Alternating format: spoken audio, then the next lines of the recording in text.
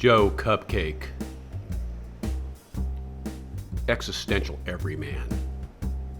A believer in nothing, a believer in everything. A striver on the mystic's path, with arms open to receive grace on a dark, cold planet. Ambition didn't drive him, or the desire to be admired, or thoughts of fame or money. He was proud of a job well done and wanted to be respected in the community. He picked up stray garbage and had never been arrested for a DUI.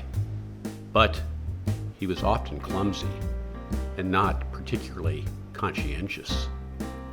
His most ardent supporters agreed that Joe was half a crackpot, and even Joe didn't know which half was cracked.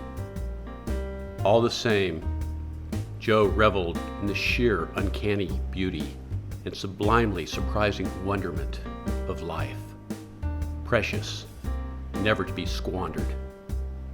No excuses. Breathe in, breathe out. God bless. In the Bible, whole civilizations live and die in a single sentence. Empires come and go. There is a moment of perfection, and then things crumble. The stories of our lives can be told with the same compression. Parents die, siblings go their way. Everything has its rise and fall. Passions flame and cool. We make friends, we lose friends. As we get older, we lose more than we make. Life is short.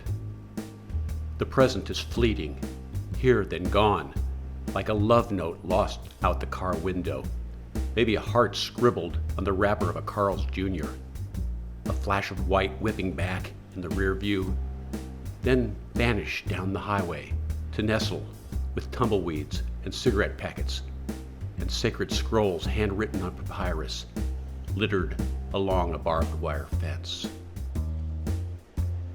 Joe wanted to advance, evolve, grow, progress, develop, mature, absorb the new information, be a thinker, expand his horizons, acquire wisdom, have a radiant glow, be mindful.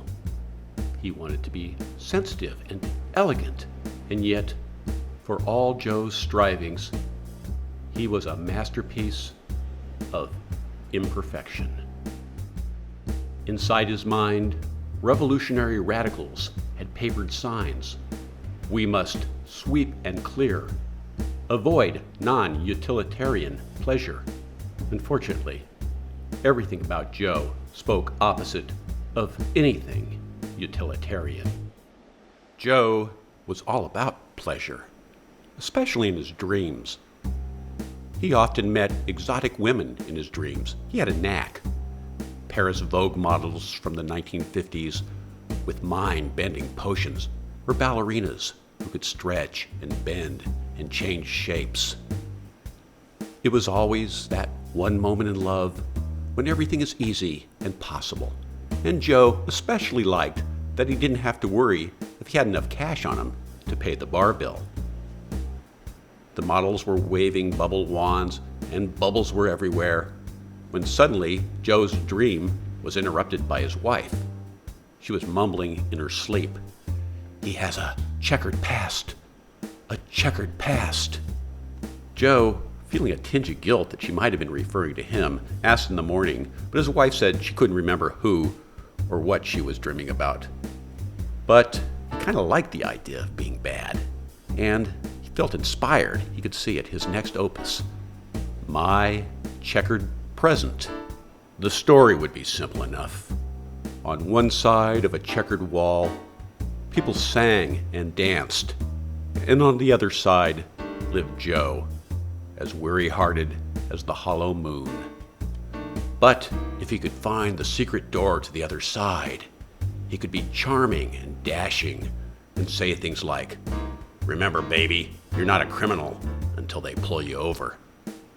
Joe, pen in hand, conjured up 2 Paris Vogue models from the night before, Susie Parker and the delicious Dovima. He heard a murmur of soft words, felt soft lips. He was sequestered in a closet with Susie when Devima opened the door.